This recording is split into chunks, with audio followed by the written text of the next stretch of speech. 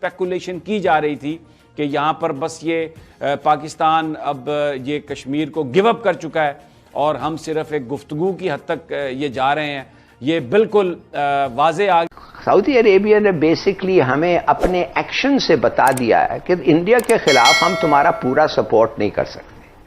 एक कश्मीर के बारे में हम ऐसा नहीं कर सकते कि हम एक बहुत बड़े मुल्क हिंदुस्तान की रिलेशनशिप को खराब करें इसलिए कि तुम्हारे पोजीशन को हम सपोर्ट करें कश्मीर पे। शाह महमूद कुरैशी ने यह कहा है कि जो कश्मीर को भारत ने यूनिलैटरली आर्टिकल 370 का खात्मा करके जो अपना हिस्सा बनाया है, डिक्लेयर किया है कि अब कश्मीर का स्पेशल स्टेटस खत्म हो गया और वो भारत का हिस्सा है। अब शाह महमूद कुरैशी साहब ये कह रहे हैं कि ये भारत का इंटरनल मामला है। इमरान खान जो वज़ीर आज़म पाकिस्तान है, उनकी हुकूमत के लिए एक बड़ा सवाल है, उनको ये जवाब देना पड़ेगा। अगर वो जवाब पाकिस्तान के विदेश मंत्री शाह मोहम्मद कुरैशी का एक बड़ा बयान सामने आया है जिसमें उन्होंने कहा है कि भारत द्वारा कश्मीर का विशेष दर्जा समाप्त करना और अनुच्छेद 370 को निरस्त करना यह भारत का अंदरूनी मामला है। आप लोगों को ज्ञात ही होगा कि पाकिस्तान के प्रधानमंत्री इमरान खान सऊदी अरब के दौरे पर हैं और शाह मोहम्मद कुरैशी भी उनके साथ हैं। क्या बयान सऊदी अरब के दबाव में आया है जिसकी आशंका पाकिस्तान की मीडिया में प्रकट की जा रही है? इसी सवाल को जवाब तलाशती आज की परिचर्चा पाक मीडिया से, आइए सुनते हैं। अब वजीर खारजा शाह महमूद कुरैशी ये फरमा रहे हैं कि जो आर्टिकल 370 है वो भारत का इंटरनल मामला है और उसकी वो तौजीह ये पेश करते हैं कि जनाब कश्मीर के लोग कहते थे कि हमारा स्पेशल स्टेटस है तो भारत उनको नहीं देता था, तो ये कश्मीरियों का और भारत का मामला था। गलत है शाह महमूद कुरैशी साहब, ये यू टर्न है, ये गलत है, क्योंकि कश्मीर एक डिस्प्यूटेड टेरिटरी है। ये अक़वाम मुत्तहिदा की करारदादों में ये वादा किया गया कश्मीरियों से कि आपको इस बात का हक दिया जाएगा कि आप अपने मुस्तकबिल का फैसला करें और ये टेरिटरी जो है डिस्प्यूटेड टेरिटरी है। अब अगर वो जवाब ये, वैसे तो पहले भी हम देख रहे हैं बहुत सारी इमदादें वगैरह मिलती हैं लेकिन हमें उसका असर नजर बहुत ज्यादा नहीं आता कोई गरीब आवाम तक।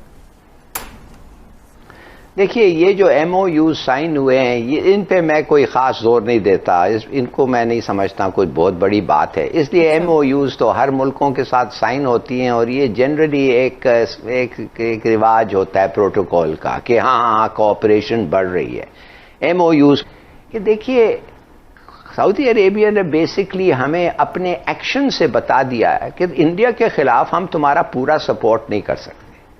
एक कश्मीर के बारे में हम ऐसा नहीं कर सकते कि हम एक बहुत बड़े मुल्क हिंदुस्तान की रिलेशनशिप को खराब करें इसलिए कि तुम्हारे पोजीशन को हम सपोर्ट करें कश्मीर पे। जैसे तुमने कहा कि यमन के साथ तुम नहीं करोगे, कतर के साथ तुम नहीं करोगे, तो लिहाजा तो ये थोड़ा सा समझ जाओ कि और दोनों ने अपनी अपनी पोजीशंस क्लियर की हैं। बिल्कुल सही। हाँ नहीं, और दूसरी चीज ये है कभी तुमने फिर गलती ये नहीं करना कि OIC में सऊदी अरेबिया के जो लीडरशिप है उसको तुम दूसरों मुल्कों से मिल से चैलेंज करो, ये मत करो। अगर तुम ये करोगे फिर हमारा तो हमने ये दोनों बातें मान ली है मेरे ख्याल में। सही है, ठीक। स्वतंत्रता प्राप्ति के समय 1947 में हमारे देश में 3 प्रकार के राज्य थे। पहले प्रकार के वे राज्य थे जो सीधे तौर पर अंग्रेजों के शासन के अधीन थे। दूसरे प्रकार के वे राज्य थे जो प्रिंसली स्टेट्स कहे जाते थे, यानी इन राज्यों में किसी राजा या नवाब का शासन होता था। इनको अपने लिए सेना, अपनी न्याय व्यवस्था और अपना कर प्रणाली रखने की स्वतंत्रता दी गई थी। इनकी संख्या 565 थी। प्रिंसली स्टेट में किसी राजा या नवाब के मर जाने के बाद उसके पुत्र या पुत्री को शासन दिया जाता था। जिसका कोई वारिस नहीं होता था वह प्रिंसली स्टेट पहले प्रकार के राज्य में यानी अंग्रेजों के सीधे शासन वाले राज्यों में शामिल हो जाता था। आप लोगों को झांसी स्टेट की कहानी जरूर याददाश्त में होगी, जहां की महारानी लक्ष्मीबाई या झांसी की रानी थी। उनका कोई अपना संतान नहीं था या अपना कोई पुत्र या पुत्री नहीं था। अपने राज को बचाने के लिए उन्होंने एक पुत्र गोद लिया था। आप लोगों ने तस्वीरों में देखा होगा कि वे लड़ाई के समय उस पुत्र को अपने पीठ पर बांधे रखती थी। लेकिन अंग्रेजों अंग्रेजों ने उसको मान्यता नहीं दिया और झांसी की रानी के वीरगति प्राप्त होते ही उस झांसी के स्टेट को अपने में शामिल कर लिया। तीसरे प्रकार के राज्य वे राज्य थे जो अंग्रेजों के शासन का अधीन भी नहीं थे और साथ ही प्रिंसली स्टेट भी नहीं थे, जैसे गोवा जो पुर्तगालियों के अधीन था और 1961 में जब पुर्तगाली वहां से गए तो वह भारत का हिस्सा बना। इसी तरह पांडिचेरी और बंगाल का एक छोटा सा शहर चंदन नगर जो फ्रांसीसियों के अधीन था और 1954 में जब फ्रांसीसी यहां से गए तो वह भारत का हिस्सा बना। भारत और पाकिस्तान के बीच बंटवारे के लिए इंडियन इंडिपेंडेंस एक्ट 1947 बना था। पहले प्रकार के राज्य जो सीधे तौर पर अंग्रेजों के शासन के अधीन थे, इसका बंटवारा अंग्रेजों को करना था।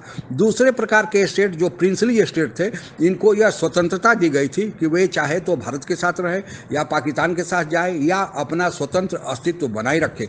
जम्मू कश्मीर भी एक प्रिंसली स्टेट था और वहाँ के राजा ने उस समय यह निर्णय लिया था कि वे अपना स्वतंत्र अस्तित्व बनाए रखेंगे, लेकिन पाकिस्तान के आक्रमण के बाद उन्होंने उस स्टेट का विलय भारत के साथ कर दिया। तीसरे प्रकार के स्टेट जैसा कि मैंने बताया है कि वे पुर्तगालियों और फ्रांसीसियों के अधीन थे, इसलिए इस एक्ट के अधीन उसका बंटवारा होना नहीं था क्योंकि अंग्रेज उसके शासक ही नहीं थे।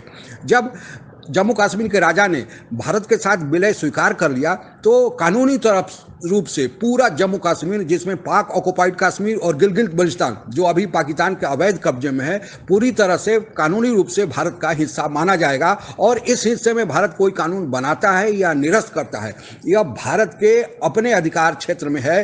पहले पाकिस्तान इसको विवादित क्षेत्र मानता था और जब भी कोई कानून भारत बनाता था या निरस्त करता था तो पाकिस्तान उस पर हाय तौबा मचाता था, जैसा कि 5 अगस्त 2019 को पाकिस्तान ने मचाया था। लेकिन अब पाकिस्तान का यह कहना, और वह उस समय जब पाकिस्तान के प्रधानमंत्री इमरान खान और वहां के विदेश मंत्री शाह मोहम्मद कुरैशी सऊदी अरेबिया के दौरे पर हैं, और यह कहना कि 370 अनुच्छेद जो भारत ने खत्म किया था वह भारत का अंदरूनी मामला है, इससे यह लगता है कि सऊदी अरेबिया का दबाव अब काम करने लगा और पाकिस्तान पूरे जम्मू कश्मीर को भारत का हिस्सा धीरे धीरे मानने के लिए तैयार हो रहा है।